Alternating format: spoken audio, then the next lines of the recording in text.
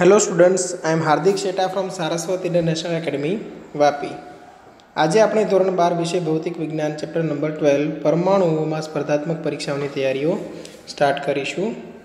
તો આજે આપણે કેટલાક સૂત્રોનું રિવિઝન કરવાનું છે, કેટલાક નવા સૂત્રો છે એ જોવાના છે, બરાબર। તો અત્યારે અમુક સૂત્રોનું રિવિઝન થઈ જશે આ લેક્ચરમાં, પણ બાકીનું જે થિયરીનું રિવિઝન છે એ તમને પાછા એક વિડીયોમાં મળશે, બરાબર। એટલે આખું ચેપ્ટર છે આપણે બે સ્ટેજમાં પૂરું કરીશું। પહેલાં અડધી થિયરીઓ સુધી સૂત્રોનું રિવિઝન કરીશું, પછી તેને રિલેટેડ ક્વેશ્ચન્સનું સોલ્યુશન કરીશું, પછી પાછા બાકીના સૂત્રોનું રિવિઝન અને પછી એમસીક્યુની પ્રેક્ટિસ આગળ વધારીશું, બરાબર। તો સૌથી પહેલાં આવશે લઘુત્તમ શક્ય અંતર। ઇંગ્લિશમાં હશે distance of closest approach. Distance of closest approach. Closest અપ્રોચનો મતલબ શું થશે કે વધુમાં વધુ કેટલું નજીક જઈ શકશે કોઈ પણ વિદ્યુત ભારિત કણ, બરાબર। સમજો, જેમ કે રધરફોર્ડ નામના વૈજ્ઞાનિકે ગોલ્ડ ફોઇલનો જે એક્સપેરિમેન્ટ કરેલો, બરાબર, તેમાં સોનાના ન્યુક્લિયસ છે એ હેવી હતા। એટલે ધારો કે આ સોનાનું ન્યુક્લિયસ છે, બરાબર, અને આ આપણો આલ્ફા કણ છે। હવે એ આલ્ફા કણ આવી રીતે જાય છે, જેની કંઈક ગતિ ઉર્જા છે કે જેટલી શું છે ગતિ ઉર્જા, એ લાસ્ટમાં ધારો કે અહીંયા સુધી પહોંચીને પછી પાછો વળે છે, તો મતલબ આ અને આ બે કેન્દ્રો વચ્ચેનું અંતર, તેને કહેશો ડિસ્ટન્સ ઓફ ક્લોઝેસ્ટ અપ્રોચ। અને અહીંથી આ આલ્ફા કણ રિટર્ન આવે છે, બરાબર। તો આપણે એમ કહી શકીએ કે આલ્ફા કણ પાસે જે ગતિ ઉર્જા હતી એ શેમાં કન્વર્ટ થઈ ગઈ, તો કે આલ્ફા કણ અને સોનાના ન્યુક્લિયસની સ્થિતિ ઉર્જામાં, એટલે બંનેના તંત્રની સ્થિતિ ઉર્જામાં। સ્થિતિ ઉર્જા કઈ રીતે હશે તો સમજો, કે Q1 Q2 અપોન અંતર ડી। આનાથી તમને ડિસ્ટન્સ ઓફ ક્લોઝેસ્ટ અપ્રોચ મળી જશે। એટલે તમને ડાયરેક્ટ ગતિ ઉર્જા આવી રીતે આપેલી હશે। ધારો કે તમને એમ કહેવામાં આવે કે 7 મેગા ઇલેક્ટ્રોન વોલ્ટ ગતિ ઉર્જા ધરાવતો આલ્ફા કણ સોનાના ન્યુક્લિયસની સામે આપાત કરવામાં આવે છે, તો ડિસ્ટન્સ ઓફ ક્લોઝેસ્ટ અપ્રોચ શોધો। તો અહીંયા કેની જગ્યાએ તમારે 7 મૂકી દેવાનું, મેગા ઇલેક્ટ્રોન વોલ્ટ છે તો એને જૂલમાં કન્વર્ટ કરી દેવાનું। ચલો, આટલું કામ થઈ ગયું। Q1ની જગ્યા પર ધારો કે હું આલ્ફા કણનો વિદ્યુતભાર લઉં તો એ +2e છે, અને Q2 હું સોનાના ન્યુક્લિયસનો વિદ્યુતભાર લઉં તો +79e આવશે, કેમ કે તેનો પરમાણુ ક્રમાંક 79 છે, બરાબર। આ બધી કિંમતો મૂકી દઈશો એટલે તમને ડી મળી જશે, ડિસ્ટન્સ ઓફ ક્લોઝેસ્ટ અપ્રોચ, બરાબર। અને આ આપણો ક્વેશ્ચન માર્ક છે। હવે હાઇડ્રોજનિક પરમાણુઓ માટે બોહરનું મોડેલ। હાઇડ્રોજનિક પરમાણુઓ એટલે એવા પરમાણુઓ જેની બહારની કક્ષામાં, યા તો આપણે પહેલી જ કક્ષામાં કહી શકીએ, ઇલેક્ટ્રોનની સંખ્યા માત્ર 1 હોય, બરાબર। તો બળનું સંતુલન સૌથી પહેલાં જુઓ, બળનું સંતુલન કેવી રીતે હશે તો કે કેન્દ્ર ત્યાગી બળ mv²/r = કે ન્યુક્લિયસ છે, બરાબર, તેની અંદર ધારો કે Z પ્રોટોન છે તો તેનો વિદ્યુતભાર આવશે Z × E। બહારની કક્ષામાં 1 ઇલેક્ટ્રોન એટલે તેનો વિદ્યુતભાર ખાલી E અને છેદમાં r²। આ બળનું સંતુલન થશે। પછી બોહરના અધિતર્કનો ઉપયોગ કરીને આપણે ધીરે ધીરે ત્રિજ્યાનું સૂત્ર મેળવ્યું। એ ત્રિજ્યાનું સૂત્ર શું છે? ત્રિજ્યાનું સૂત્ર છે n²h²ε0 /πZme²। પરમાણુ ક્રમાંક Z હોઈ શકે। હવે આનાથી નક્કી શું થાય તો આનાથી નક્કી એ થશે કે આટલા પદો અચળ છે। જુઓ, તો તમે કહી શકો કે આર ચલે છે n² ડિવાઈડ બાય ઝેડ, બરાબર. અને જો ઝેડ પણ તમને ફિક્સ આપી દીધો હોય તો પછી આર ચલે છે n². ઓકે, સ્થિતિ ઉર્જાનું સૂત્ર શું આવશે? સ્થિતિ ઉર્જાનું સૂત્ર આવશે -e² ડિવાઈડ બાય 4 pi, या तो ze² આવશે actually, ze² divide by 4 pi epsilon not r k q1 q2 upon r તેની મદદથી જ મળેલું છે. ગતિ ઉર્જાનું સૂત્ર જે આવશે તે પ્લસમાં આવશે ze² divide by 8 pi epsilon not into r, બરાબર. ze² divide by 8 pi epsilon not into r. એવી રીતે કુલ ઉર્જા હશે તેમાં બંનેનો સરવાળો એટલે -ze² divide by 8 pi epsilon not into r થશે. -ze² divide by 8 pi epsilon not into r થશે, જેમાં r ની કિંમત આપણે મૂકીએ એટલે આપણને ફાઇનલ આન્સર મળશે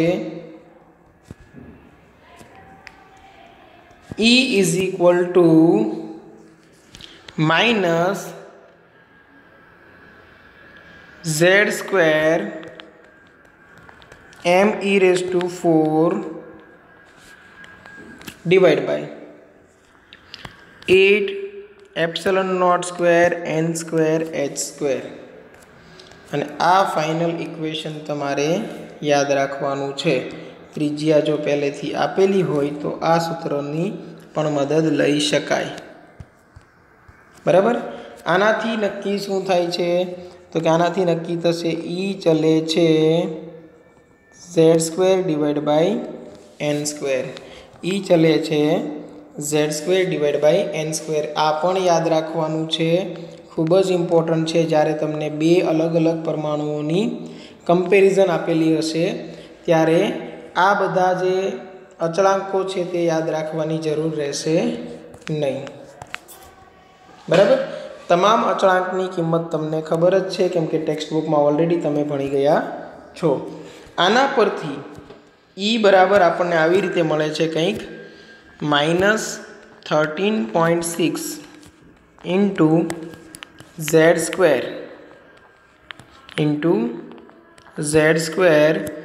ડિવાઈડ બાય n².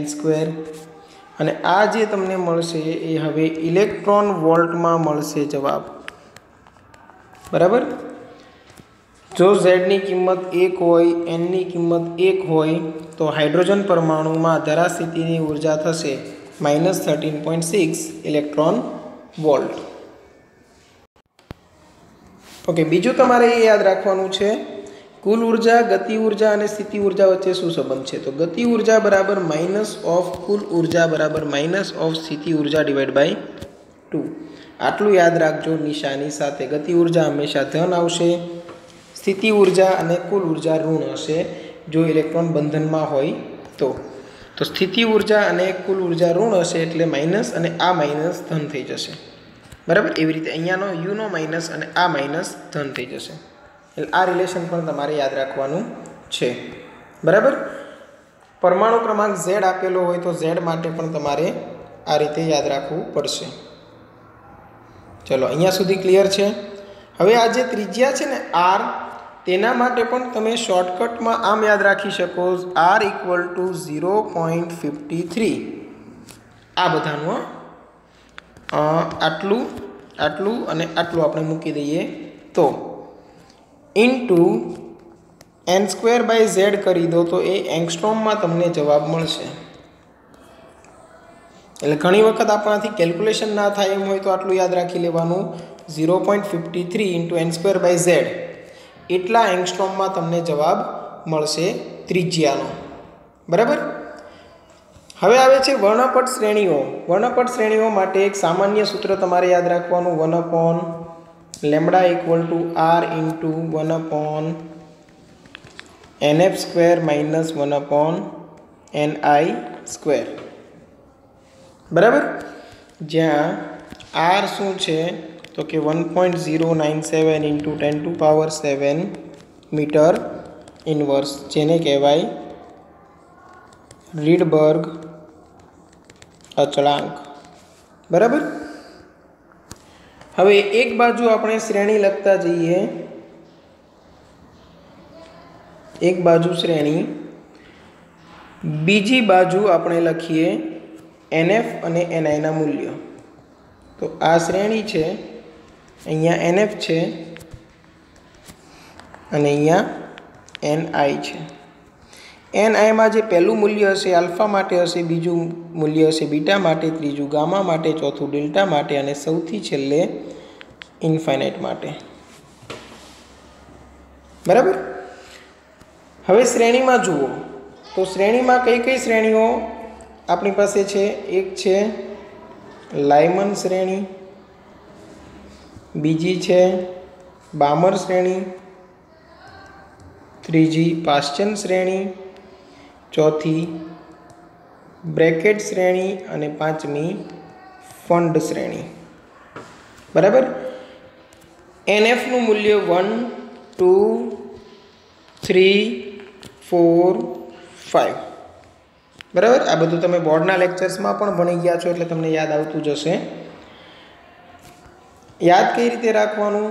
લાય બાપા બ્રેકફાસ્ટ, લાય બાપા બ્રેકફાસ્ટ, બરાબર। યાદ રાખવાનું છે, બોલવાનું નથી, જોર જોરથી બોલતા નહીં, નહીંતર માર પડશે, બરાબર। NI નું મૂલ્ય તમે 2 થી સ્ટાર્ટ કરશો અહીંયા, એટલે 2 3 4 5 આવી રીતે। તો અહીંયા 3 થી સ્ટાર્ટ થશે, કેમ કે ઊંચી ઉર્જા ધરાવતી કક્ષામાંથી નીચી ઉર્જા ધરાવતી કક્ષામાં ઇલેક્ટ્રોન સંક્રાંતિ કરે ત્યારે જ તમને ઉત્સર્જન વર્ણપટ મળશે। અહીંયા 4 5 6, અહીંયા 5 6 7, અહીંયા 6 7 8, બરાબર।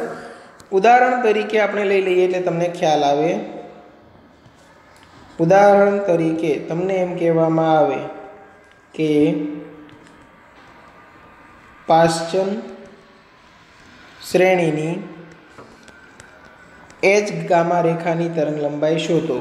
તો આ જે નામ છે ને પાશ્ચન શ્રેણી, તેના પરથી તમને NF ની માહિતી મળશે અને H આલ્ફા, H બીટા કે H ગામા રેખા પરથી તમને NI ની માહિતી મળશે। પાશ્ચન શ્રેણી કીધું એટલે લાય બાપા ત્રીજા નંબર પર આવ્યું, એટલે NF બરાબર આવશે 3। H ગામા રેખા એટલે આલ્ફા બીટા પછી ગામા આવે ને, તો આ 3 પછી ગણતા જાઓ, 4 5 અને પછી 6 આવે, એટલે NI બરાબર શું આવશે? 6। આ સમજ પડી? ઓકે। હવે આમાં પણ તમને કોઈ શ્રેણીની મહત્તમ તરંગ લંબાઈ કે મહત્તમ તરંગ લંબાઈ અથવા તો લઘુત્તમ તરંગ લંબાઈ, તો NI નું મૂલ્ય તમારે અહીંયા લેવાનું લઘુત્તમ અને અહીંયા NI નું મૂલ્ય લેવાનું મહત્તમ એટલે અનંત।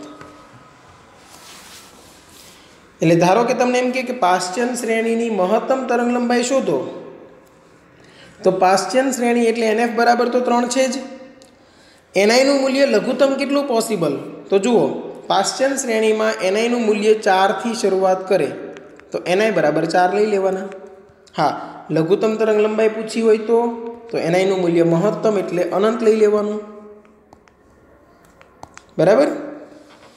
એટલે આ વાત પણ યાદ રાખજો। હવે આવે છે ઉત્તેજન ઉર્જાઓ અને આયનીકરણ ઉર્જાઓ।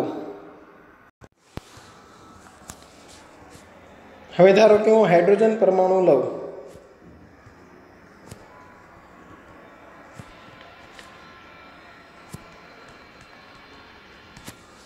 હાઇડ્રોજન પરમાણુ માટે હું અલગ અલગ શક્તિ સ્તર દર્શાવું। ધારો કે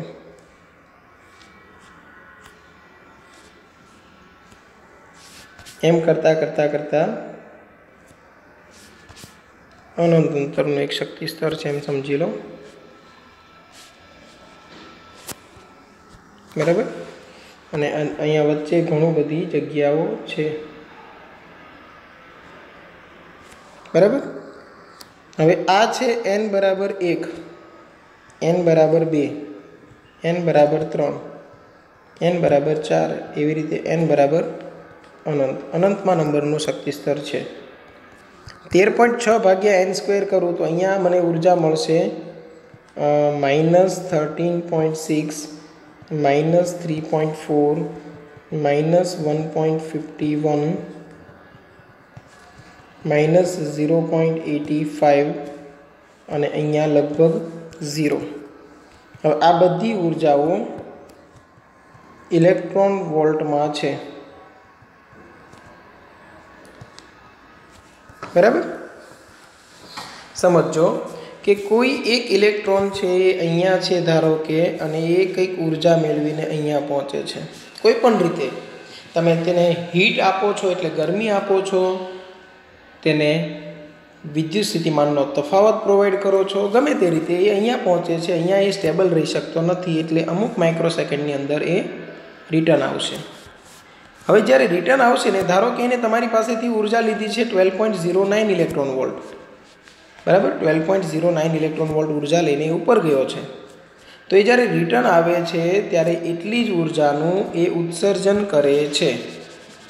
પણ જરૂરી નથી કે તમે જે ફોર્મમાં આપેલું હતું એ જ ફોર્મમાં એ ઉર્જા પાછી આપે. તમે કોઈ વ્યક્તિને 50-50 રૂપિયાની 2 નોટ ઉધાર આપો તો જરૂરી નથી કે તમને 50-50ની 2 નોટ પાછી આપે. એ જ્યારે રિટર્ન આપે ત્યારે 10-10ની 10 નોટ આપી દે, બરાબર ને. એવી રીતે તમે અત્યારે ઇલેક્ટ્રોનને જે ઉર્જા આપી છે, જરૂરી નથી કે એ ઉર્જા આપે છે તમને કયા સ્વરૂપે? વિકિરણ સ્વરૂપે, બરાબર. એટલે અહીંયા એક ફોટો ઇલેક્ટ્રોનનું ઉત્સર્જન થાય છે એમ સમજી શકાય, જેની ઉર્જા આટલી જ હશે 12.09 ઇલેક્ટ્રોન વોલ્ટ, બરાબર. પણ એ ઉર્જા રિલીઝ કરે છે તે કોઈ અન્ય સ્વરૂપે, બરાબર. તો આ જે છે તેને કહેવામાં આવે ધરા સ્થિતિ અથવા તો પ્રથમ શક્તિ સ્તર અથવા તો ઉર્જા સ્તર. આ બીજું ઉર્જા સ્તર થશે, અથવા તો દ્વિતીય ઉર્જા સ્તર. સારા શબ્દોમાં બોલીએ તો દ્વિતીય ઉર્જા સ્તર. આ થશે તૃતીય ઉર્જા સ્તર અથવા તો નોર્મલ લેંગ્વેજમાં ત્રીજું ઉર્જા સ્તર. આ આવશે ચોથું ઉર્જા સ્તર, બરાબર. હવે સમજવા જેવું, આ ધરા સ્થિતિ તમને કીધું ને, તો આ બીજું ઉર્જા સ્તર છે એને પ્રથમ ઉત્તેજિત અવસ્થા પણ કહેવાય, એટલે એ પણ યાદ રાખવાનું છે. પ્રથમ ઉત્તેજિત અવસ્થા. જે ત્રીજું ઉર્જા સ્તર છે તેને કહેવાય બીજી ઉત્તેજિત અવસ્થા.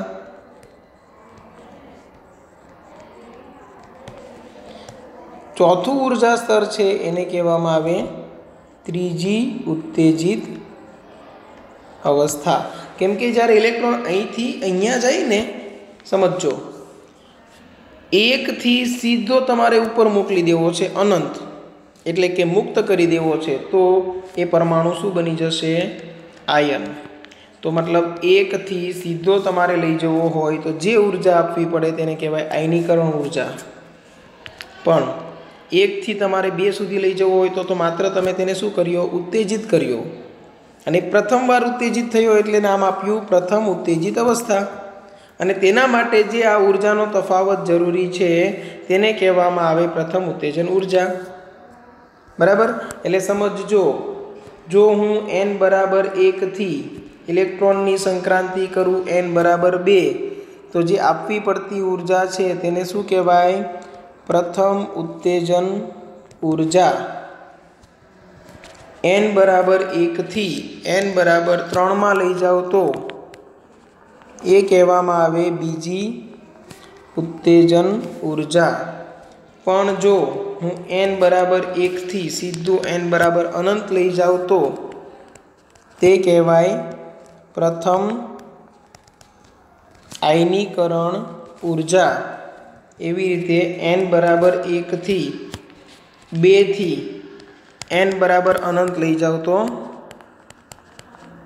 દ્વિતીય અથવા તો બીજી આયનીકરણ ઉર્જા। એટલે હવે એક્ઝામમાં છે ને શબ્દો પરથી તમારે એનના મૂલ્યો મેળવવાના થશે। તમને એમ કહેવામાં આવે કે બીજી આયનીકરણ ઉર્જા આટલી છે એટલે સમજી લેવાનું n બરાબર 2 થી n બરાબર અનંત લઈ જવું હોય તો આયનીકરણ ઉર્જાની જરૂર આટલી છે। તમને એમ કહેવામાં આવે કે દ્વિતીય ઉત્તેજન ઉર્જા આટલી છે તો સમજી જવાનું કે n બરાબર 1 થી n બરાબર 3 માં જવા માટેની ઉર્જાની વાત થઈ રહી છે। બરાબર। તમને એમ કહેવામાં આવે કે બીજી ઉત્તેજિત અવસ્થા એટલે સમજી લેવાનું કે બીજી ઉત્તેજિત અવસ્થા છે તો n બરાબર 3 લેવાનું છે। પછી ભૂલથી n બરાબર 2 ના લેવાઈ જાય તેનું ધ્યાન રાખજો ખાલી। બરાબર।